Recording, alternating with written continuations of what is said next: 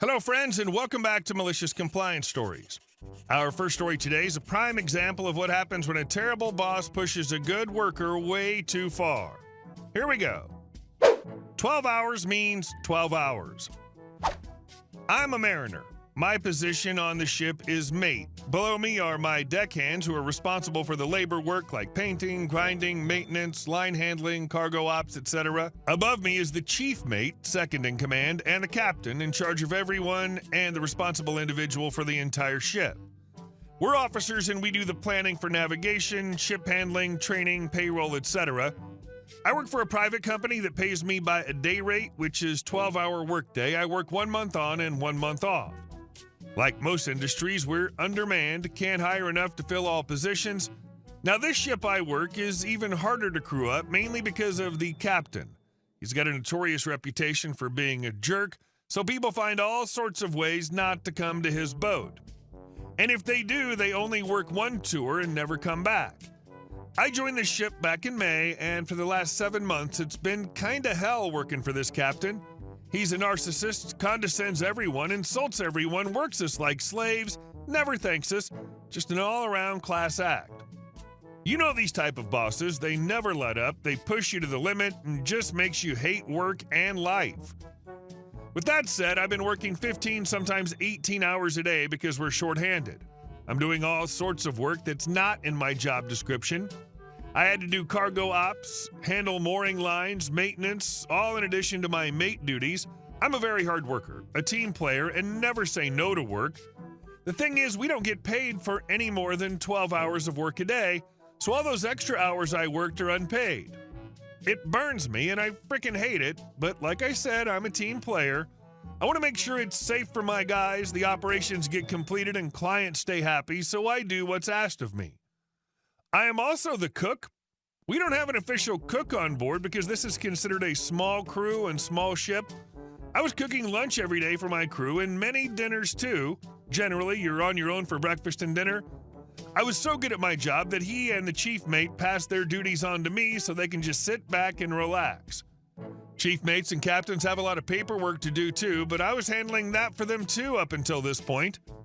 Well, one day I'm just completely burnt out with these 15 to 18-hour days. I get into a discussion about how the captain and company is stealing my wages because I'm working more than 12 hours a day. I asked him if I could show up to watch an hour later than my scheduled duty. The engine department does this when they require their folks to work overtime the day before. I work a swing shift, which overlaps both the captain and chief mate, so it's not unheard of or uncommon to let guys show up late, especially if they worked more than 12 hours the previous day. Well, once I asked to sleep in an extra hour, all hell broke loose with him insulting me, calling me names, being racist, nobody wants to work anymore, blah, blah, blah. Just nasty, inappropriate behavior that shouldn't happen, but happens all the time in this industry. He then finishes the verbal beatdown with a cocky, eating grin. You know, mate, you never had to work overtime. You could have just said no. I was steaming at this point, but I just replied with, okay, roger that. I called it a day and went to bed. Cue malicious compliance. The next day, I'm already on watch, and he comes on to work and asks me what's for lunch. Nothing. I'm not cooking today. Did you pull anything out from the freezer at least? Nope. So nobody had any real food for lunch. They all made sandwiches and ate chips instead. Later that day, hey, I need you to go finish painting the rescue boat. The guys are busy with other projects, and I want this done today. Well, Captain, since it's not in my job description, I respectfully decline. We get into a little arguing, but he concedes. The very next day, he pulls the same thing. What's for lunch? Nothing. What do we have that we can cook real fast? I don't know, Captain, I didn't check. Cooking isn't my job, remember, so I don't plan on doing it. He rushes to cook some whole chickens in an hour, and they came out raw and really ticked off the crew. Nobody touched his food. This routine lasted a whole week until it was the end of my tour and I got to go home. I returned to duty a month later and he thought I would forget or let it slide. I indeed did not forget or let it slide. For the next entire month-long tour, the captain had to do the cooking because the chief mate and I refused to do it, and he complained because he had to wake up early and prep food. I was already doing all that when I was cooking. I just didn't complain. I enjoy cooking, but I was willing to die on this hill. I wasn't letting it go. I refused to let him win this battle, I did not cook one meal. To be petty, I made myself delicious food, did not share it. I refused any work that wasn't in my job description. What's he going to do? Write me up on disciplinary for not doing someone else's job that isn't mine or for not working past 12 hours? Not happening. Understand at this point I was physically tired, burnt out, and mentally drained from doing everybody's job and taking crap from him. I asked for a transfer to another ship, but got denied, so I'm still stuck on this ship with this captain. But now he knows where I stand, and I haven't cooked or did extra duty since. And that's what you get for taking advantage of a good worker and always insulting me. If OP is ex-mil, that's exactly what team player means. But from what I understand in the military, leadership take note of who's doing it and spread the load. And our next story. She changed the deal at the last second, so I played the long game. 2 years ago, I had a side gig reselling books. Most of my sourcing came from garage sales, estate sales, the usual suspects. But twice a year, my sourcing came exclusively from college students trying to unload their books as fast as possible, and hopefully for more than the bookstore would buy them back for. This fateful day, I stumble across a Facebook Marketplace posting for a barely used textbook worth around $30 on its own, but alongside it, the very valuable online course code worth well over $100. The post reads specifically that the asking price of $50 is for both the book and the code. A few follow-up messages confirming the product and the price, and I find myself 20 minutes away at a mall parking lot to pick up the stuff. I hand her the cash, and she hands me the book without the online course code. I ask where the course key is, and she says, "Oh, I just realized how valuable that is, so this is just for the book." I tell her that wasn't the deal. I wanted both items and drove an hour one way to pick up the items. She refuses to give me the key, even initially refusing to give me my money back for the book. I finally get my money back, and we part ways. Frustrating, but not super unusual for Facebook Marketplace people. An hour later, I see the same post, this time with an asking price of $150. This is about what the book and course code cost brand new from a reputable seller. Figured this'll sit for a while. Fast forward a week, and I see the posting still up. With college resale season dying down, I figure I have some time to exact some revenge. I hop over to an alternate Facebook account with a fake name and profile and message her that I'm in immediate need of the book and account key and will pay $300 if she can drive up to my college an hour away and drop it off tonight. I made up some story about the professor docking us a letter grade for not having the book for class the next day and would do whatever it took to get the book, only I don't have a car. Excited to earn an extra $250 on top of what she almost sold it for the prior week, she immediately agrees. I tell her I get off work at 9 p.m. and if she wants to meet me there at the end of my shift, I'd have the cash on me. I tell her if I don't message back, I'm probably finishing up my side work, but just ask for me up front and they'll find me. 9 p.m. rolls around and I get a message from her saying, "I'm here." That was the last we ever spoke.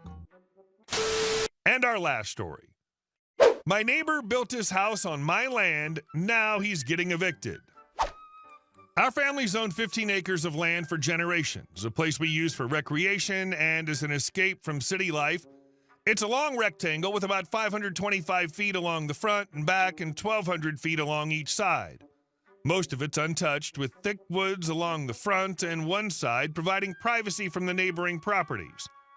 Since we don't live there full-time, we usually visit at least once a month to check on things, make sure the land is being maintained, and just enjoy the space.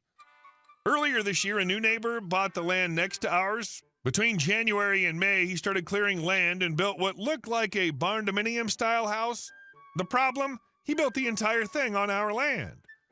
At first, we had no idea what was happening. His construction was hidden behind the thick tree line and rugged terrain, so unless we walked deep into the back of our property, we had no way of knowing. When we finally did, we were absolutely floored. There was a whole house sitting on our land. We confronted the neighbor immediately, asking how the hell he ended up building his entire house on land that didn't belong to him. His excuse? "Oh, I must have measured from the wrong fence line. I thought this was my property." Are you serious? I asked if he'd even bothered to get a survey done before building an entire house. His response made my blood boil. Nah, I didn't want to pay for one. So let me get this straight. You were too cheap to pay a few $100s for a survey, but you had no problem spending thousands on building an illegal house? Make it make sense. At that point, I knew we needed official proof before moving forward. We hired a surveyor to confirm what we already suspected, and wouldn't you know it, 100% of his house, every last inch of it was on our land. The property line wasn't even close. The boundary actually started 25 feet before his house even began. As if things couldn't get worse, we quickly realized that his entire construction process was a joke. Because the area is unincorporated, there aren't a lot of strict building permits required, except for the septic system. And guess what? He didn't even bother getting that approved either. Instead of installing a legal septic system, he tied into an old, outdated one that wasn't even big enough for the size of his house. Not only was this a serious code violation, but it could also contaminate the groundwater. We also found out that most of the construction work was done by his brother, who conveniently owns a foundation and general contracting company. The cherry on top, they never filed a single permit for any of the work. So not only was this guy squatting on our land, but he also cut every possible corner in the process. At this point, you'd think he'd try to rectify the situation, maybe offer to buy the land, relocate the house, something. But no, despite multiple conversations, he did absolutely nothing.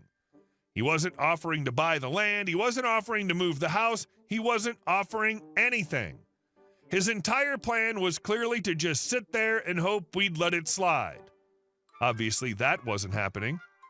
We hired a local attorney and began the eviction process. Our lawyer sent him a formal letter demanding that he vacate the property. He ignored it. So we escalated things further and scheduled a court hearing. Despite his best efforts to delay and stall, there was nothing he could do once we got in front of a judge. When we walked into court, we were fully prepared with every legal document imaginable.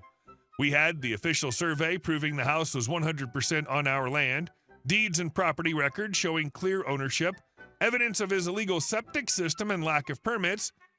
The judge barely had to think about it. "This house is not on your property," he stated plainly. "It was built without legal authorization. You have 30 days to vacate and remove your belongings before further legal action is taken." The neighbor tried to argue. He whined about how much money he'd spent, claiming that evicting him would be a financial disaster. The judge shut him down immediately.